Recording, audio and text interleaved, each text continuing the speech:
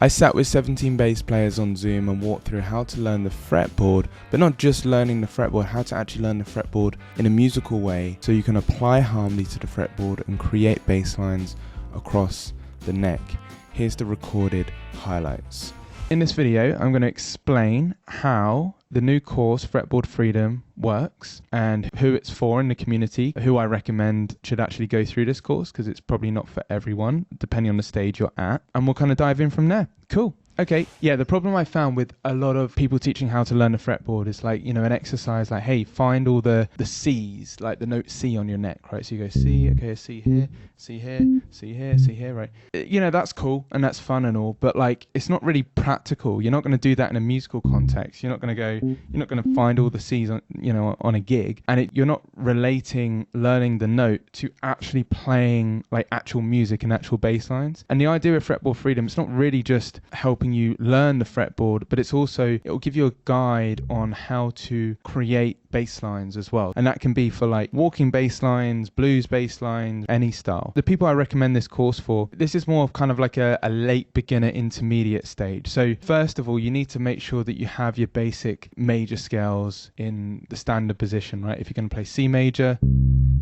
you've got to make sure you can play your basic major scale shape or pattern, and you also need to make sure that you understand the number system, right? So this is C major, this is the parent scale and the key of the song, you know, this is the 1 chord, the 4 chord, the 5 chord. If you don't understand any of that, then I wouldn't even dive into this course yet. The benefits quickly before we dive into how this works, the idea is you're restricting yourself on the fretboard. And this was actually taught to me by a famous jazz guitarist here in the UK. I call it Fretboard Freedom because by the end, what will happen is when you're in the key of C major, for example, and you're going from like a C major chord to an F major chord, you'll be able to connect these and be able to create bass lines going from like that 1 chord to the 4 chord.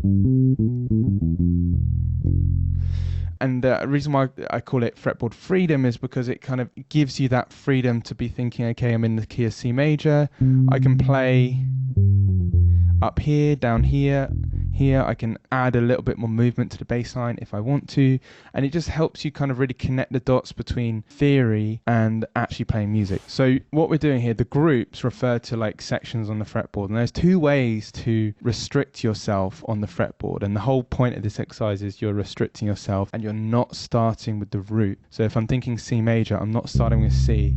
I want to get the whole parent scale or key of C major. It doesn't matter where I'm starting on the neck, I want to be able to play the notes in C major. That's the idea. So you're restricting yourself to a certain group on the neck. Now you can restrict yourself this way, right? So I could play in just this group, or like you can do it vertically or horizontally, or you can restrict yourself to, you know, one exercise I do is playing scales on 1 string. And playing scales on 1 string, like starting from the lowest note to the highest note in that scale, is a great exercise, but we're going to focus on grouping the fretboard. The first group, and the group that you should start with, because most of the time is spent down here, right, is 5th fret to the open strings. And the idea of this exercise is we take a key, like C, start with C major, and we play the scale from the lowest note. So the lowest note in C major below the 5th fret is this low E. Now, what I actually recommend some students to do is, if you're still not familiar with your major scales, get a piece of paper, get a pen, and just write out the notes of, you know, C, D, E, F, G, A, B. And the idea is you want to get those 7 notes across the whole fretboard within group 1. So you go from the lowest note in the C major scale, which is an E here in this area. And then you go up the scale and you say the notes out loud while you play them. So you go E, F, you're doing this at a time, G, A, B, C. Right, just take your time, let your brain like figure out where the notes are. D, E, F, G, A, B, and C. Now, this is the highest I can go in C major, 5th fret and below. Right, that's C. If I go, well, the next note would be a D, but that's on the 7th fret, so I can't go above the 5th fret. That's the idea. And then you go back down. Cool. If you go to C major, and the reason why it's C major / A minor is because of relative keys. Relative keys are the major and minor key that share exactly the same notes. So because you're not starting on the root, this would be the same exercise in A minor. And these are like the 3 steps that I recommend, right? So we just did step 1. Step 1 is you play it at a time. You begin by practicing the scale without any strict timing from the lowest note to the highest note within group 1, and you say the notes out loud. I haven't written that down there, but that's really important. Say the notes out loud. So you're hearing them, you're visualizing on the fretboard, you're playing those notes, you're thinking of that key. All of that is really important to help you remember where the notes are. And then you want to practice this. This is for group 1. It doesn't really apply with the other groups. So when you're doing group 1, I want you to go up and down the scale with open strings. So or that was without open strings, and then with open strings. So open A, B, C, open D, E, F, open G, right? And you always have to play the E, because the only place you can play this low E is the open E string. So with and without open strings, you'd play the low E, but you would do a version of the scale where you'd play with the A, D, and G string, and without the A, D, and G string, you play it on the 5th fret instead. Step 2 is in time. Once you feel comfortable going, okay, E, F, once you figured out where the notes are, essentially, then you can start including, the metronome. And it says something like half notes here, but what I recommend, and again, some of this is going to be updated, is you get your metronome, you set this metronome, like here, to 50. So you start with 50 BPM. Right, so here's my metronome, you hear it clicking. Now these are quarter notes, so we're going to play on every click, essentially. I'm going to play this scale, so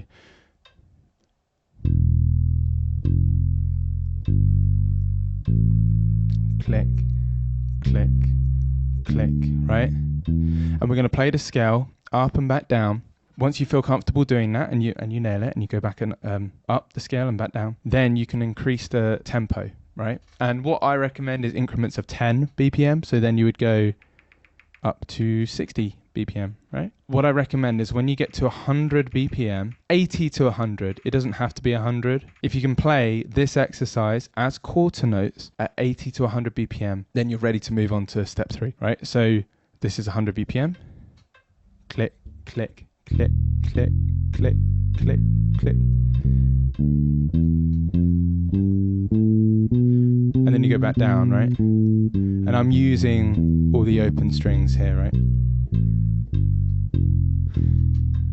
If you can play that exercise without too many mistakes, you get it right most of the time, then you can move on to step 3. So once you've completed step 2, that's when you can tick off the lesson. And the reason why I say step 2 is because step 3 is like an ongoing thing. It's like a lifelong thing, right? I'm still applying a lot of this in a musical context.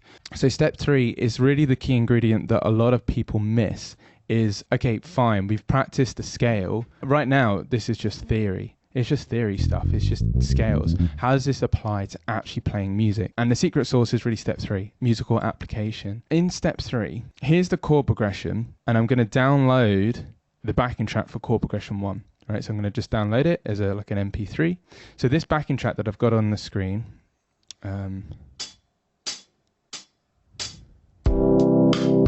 this backing track is this chord progression. Right? And you got one chord, C, and then F. Now, what does this skeleton groove thing mean? The skeleton groove is the main rhythm that goes throughout the entire groove or song. It's the basic groove. Now this rhythm, for example, you'll hear a lot of the skeleton grooves will be just matching the kick drum. So if you listen to the backing track and the kick drum rhythm,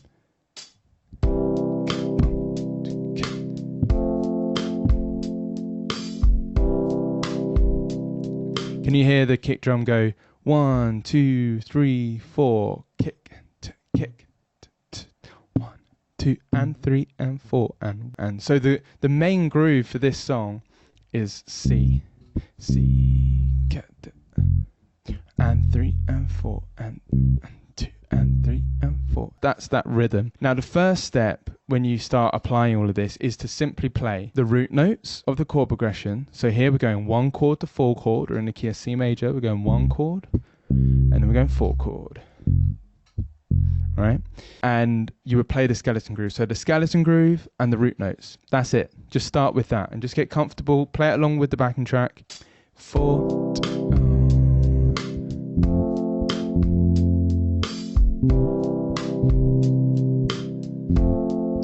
Right, so then I'm just playing the skeleton groove and the root notes. And then one important thing is when you're creating your bass line, you're going to stick 5th fret and below. You're not going to go and then play up here. No, you're not going to do that. You're going to stay 5th fret and below because that's the group that we're in. So you could play this C here, going to this F, or you could play this C going to this F, or this C going to this F, right? You've got a few different options in this particular key. So once you can confidently play the root notes and skeleton groove, and it feels good, then this is where the magic comes in, right? So we've just learnt the C major scale, 5th fret and below. And what's cool about that is those are the notes that we can use as passing notes to create our own bass lines. So when you're thinking about, okay, I've got this basic groove, C, and I'm going to the F. That's the basic skeleton groove, right? Just root notes. But if I wanted to add a little bit more movement to the bass line, or even create my own bass line, the notes that I would choose are notes from the parent scale, the key of the song. So here I'll be going C, and if I wanted to add one passing note, I could go E, F, right?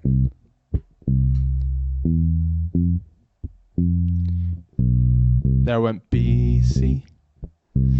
Now there's a few, like, not rules, because there's no rules in music, you can do whatever you want, but there's a few guidelines to help you create good sounding bass lines, and these are guidelines used in the great bass lines. Maybe I'll show you an example of this. Like a bass line that you might all know is Brown Eyed Girl. That song is in the key of G major. Now if I play the bass line for you, 1, 2,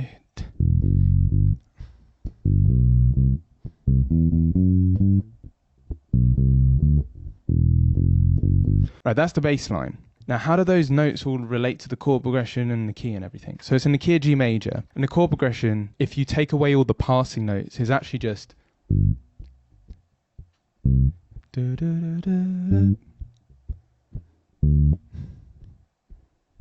Those are the root notes. So 1 chord G, 4 chord C, 1 chord G, just an octave higher, 5 chord D. So it's just a 1, 4, 1, 5 chord progression. And then whoever came up with the bass line, whether it was Van Morrison or the bass player, whoever, all that, like those first 2 notes. So passing note, root, passing note, root, passing note, root, passing note, root, passing note, root, right? So all the notes in between the root notes are just passing notes, and all of them bar one of them is what's called a chromatic passing note, but most of the time the passing notes are just going to be notes from the parent scale. This is how to create bass lines and how to actually understand how bass lines are put together. That's how Brown Eyed Girl was put together. Like here, going back to this chord progression, right? You got the skeleton groove, so you got 1 and 2 and 3 and 4 and 1 and 2 and 3 and 4, and you're just going between a C and an F, right? So first, just start by adding one passing note. Now, the rules or guidelines is that if you're just going to do one passing note, you want to try and play a scale note below or above the target note. So if we're going from a C, then we're going to an F, this F here. So we want to play, the F is the target note, you go from a G to an F. One note below the F is E to an F. So if you did the skeleton groove and you did one note below the target note, so C, C, below F, F, right? If you did one note above, so C, C, G, F. And then once you're on the F chord, the C then becomes the target note, right? So we're going back, it's wherever you're going to. So we're going back to the C, so one scale note below the C is a B.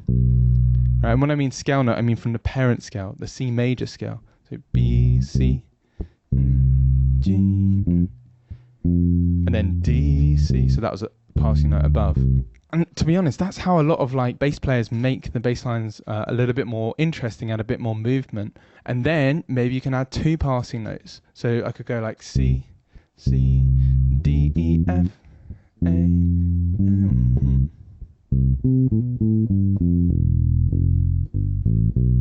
right? And you can see how you can start getting more creative. The rule is, though, you want to stick below the 5th fret when you do this exercise, because you're restricting yourself to this area. Now, if you've learned all the notes in C major, that's when you're able to do what I just did and create like a bass line, like